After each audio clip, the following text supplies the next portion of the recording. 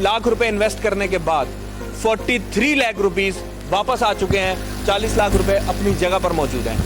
वैसे 1 करोड़ रुपए की इन्वेस्टमेंट की है। कहानी कुछ मेरी इस तरीके से है, मैंने आपको पिछली वीडियो में भी बताई थी कि मेरी अपनी कहानी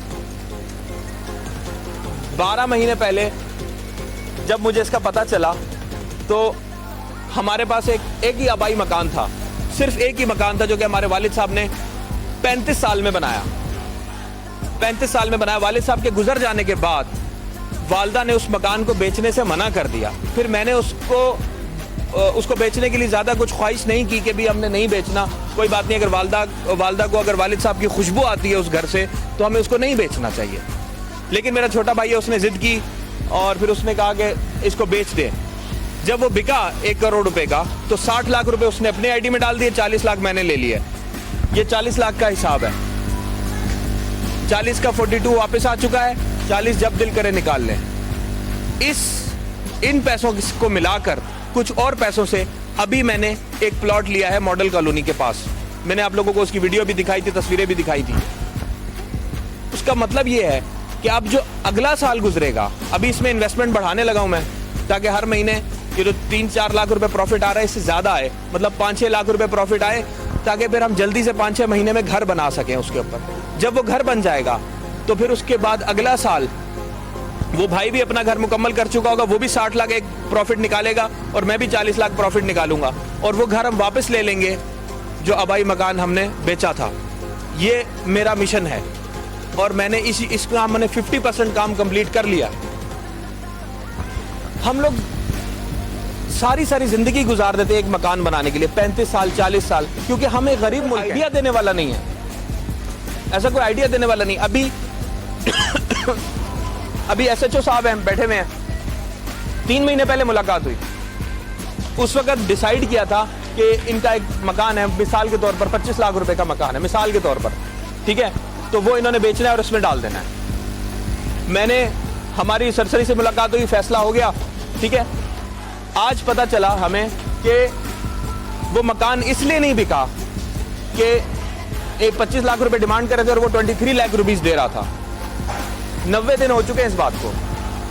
ये सोचे कि अगर वो 23 में ही निकाल देते तो 90 दिन में 4,75,000 रुपए कमा लेते। उसी दिन मैंने इनको बताया था कि मेरे पास एक कंप्यूटर ऑपरेटर काम करता है। वो मेरे पास आया, उसकी अम्मी आई मेरे पास, कहती हैं कि मेरे बेटे की सैलरी 1000 रुपए बढ़ा दें। मैंने कहा 1000 रुपए तनख्वाह कैसे बढ़ा दूं, गवर्नमेंट लेवल पे बात करनी पड़ेगी, इतनी ऊपर से 1000 रुपए कैसे बढ़ा दें। मैंने उसको 1000 रुपए निकाल कर दे दिए। दूसरे महीने फिर आ गई कि मेरे बेटे की तनख्वाह 1000 रुपए बढ़ा दें। मैंने कहा भाई 1000 रुपए कैसे बढ़ा दूं, गवर्नमेंट लेवल पर बात करनी पड़ेगी। मैंने उसको फिर 1000 रुपए निकाल कर दे दिए। जब वो तीसरे महीने आई ना, फिर मैंने उसको कहा, मैंने कहा 1000 रुपए तो मैं अभी भी दे दूंगा आपको, लेकिन आपका काम 1000 रुपए से नहीं होगा। 5 बच्चे हैं, हस्बैंड नहीं है, फोत हो चुके हैं, एक मकान वो छोड़कर गए हैं, 35 लाख रुपए उसकी कीमत है उस मकान की। मैंने कहा आप इसको बेचें और इसको करें काम पूरा। उसने फैसला किया बेचने का, 25 दिन गुजार दिए, 35 लाख से कम पे हट नहीं रही थी। फिर उसको 32 लाख ऑफर हो रहे थे। मैंने उसको बोला कि 25 दिन गुजर चुके हैं, 32 लाख मिल रहे थे, 32 लाख पहले दिन भी ले लेती तो 25 दिन में 2-3 लाख रुपए तो कमा लेती। उसने 32 में बेचा। आज जब आपके साथ मुलाकात हुई थी उस दिन बेचा था। आज 9 लाख रुपए वापस आ चुके हैं उसके, 9 लाख रुपए। अब मैं उससे पूछता हूं कि 1000 रुपए तनख्वाह बढ़ानी है तो वो हंस के टाल देते हैं। ये बात है। मैंने वो काम बता रहा हूं आपको जो मैंने खुद किया है। वो इस दर्द से मैं खुद गुजरा हूं। अपना मकान बेचकर किराए के मकान में सामान शिफ्ट करके जाने का जो दर्द है वो मैंने महसूस किया है। और इसीलिए मैंने अपने घर से शुरू किया ये काम। मैंने अपने जो मेरे प्यारे हैं, एक मेरी वालदा, मेरा भाई, हमने आपस में बताया और फिर मैंने कम से कम 20-25 लोग जिनके साथ मैंने 10-15 साल काम किया है, उसमें एक आजम भाई भी हैं। हम आजम भाई के बहुत मशहूर हैं कि उन्होंने आप लोगों को यहाँ पर दावत दी। कराची यूनिवर्सिटी की यूनियन के नायब सदर हैं। अब क्या हुआ, इनको भी मैंने बताया था। इन्होंने भी इन्वेस्टमेंट उस वक्त नहीं की।